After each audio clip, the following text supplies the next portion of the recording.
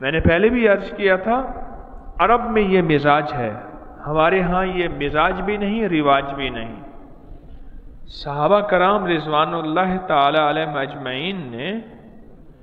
یہ بات مجھے ایک مدینہ منورہ کے بہت بڑے عالم ہیں، فیصل آباد کے ہیں، پاکستانی، پر ساری زندگی وہیں گزر گئے، بہت کتابیں لکھی ہیں اور ان کی کتابیں عرب میں مقبول ہیں۔ عرب عام کتابیں نہیں پڑھتے لیکن ان کی مقبول ہیں کتابیں۔ مجھ سے کہنے لگے میں نے روایات اکٹھی کی ہیں ایک موضوع کی، کہ صحابہ کرام اور آل رسول جو ہیں اہل بیت، وہ اللہ کے حبیب کو باقاعدہ دعوت دیتے تھے ہمارے گھر تشریف لائیں، ہم نے اپنے گھر میں نماز کے لیے ایک جگہ بنائی ہے، مصلی بنایا ہے،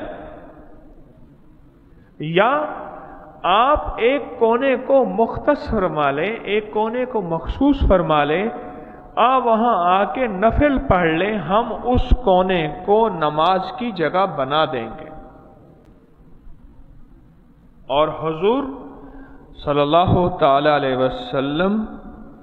وہاں تشریف لے جاتے تھے اور کہا ہمارے ہاں یہاں عرب کا رواج ہے، عرب کے بڑے بڑے علماء، اولیاء، صالحین، ان کو لوگ پیچھے پڑھ کے منت کرتے ہیں کہ ہمارا گھر ہے، ہم نے وہاں مصلی کی جگہ بنائی ہے، آپ مہربانی کر کے وہاں 2 نفل تو جا کے پڑھ دیں، یا ہم نے مصلی کی جگہ گھر میں نہیں بنائی ہوئی، یہ روایت ہمیں ابھی پہنچی ہے، یعنی اس کا ابھی پتہ چلا ہے، آپ ہمارے گھر کے کسی کونے میں جا کے 2 نفل پڑھ دیں، ہم انشاءاللہ اس گھر کی اس جگہ کو تسبیح، مصلی، نماز، ذکر، وہ مسجد نہیں ہوگی، وہ مصلی ہوگا، ہم اس جگہ کو عبادت کی جگہ بنا دیں گے، عبادت کی جگہ بنا۔ آپ بیٹھے بیٹھے نیت کر لیں، میں بھی کر لیتا ہوں کہ اللہ پاک آپ کو گھر عطا فرمائے، گھر چھوٹا ہو یا بڑا، اس میں 2 جائے نماز کی جگہ ہو، میرے آقا کی یہ سنت زندہ کرنی ہے انشاءاللہ، میرے مدینے والے کی یہ سنت زندہ کرنی ہے۔ بلکہ آپ ایسا کر لیں،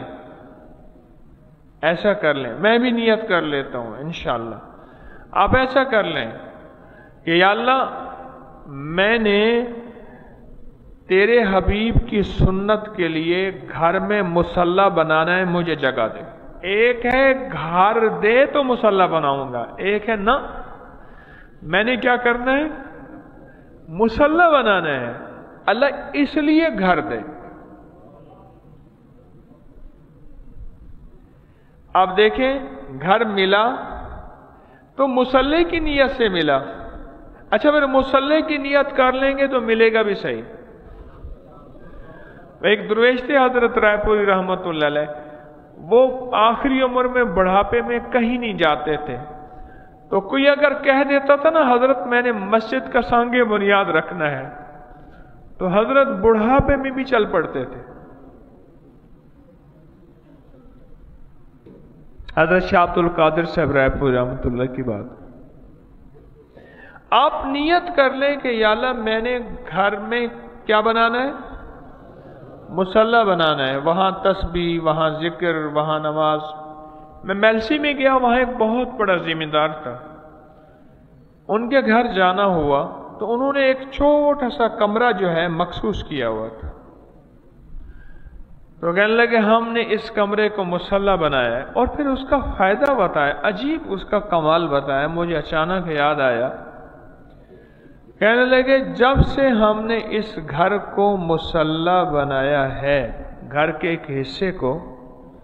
ہم اس حصے میں نماز پڑھتے ہیں، تسبیح پڑھتے ہیں، ذکر کرتے ہیں، عبادت کرتے ہیں، اعمال کرتے ہیں،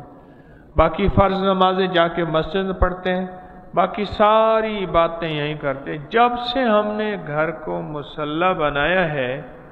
اللہ نے بڑا گھر دے دیا ہے، رزق وسیع کر دیا ہے، اور برکتوں کے رب نے دروازے کھول دیے ہیں۔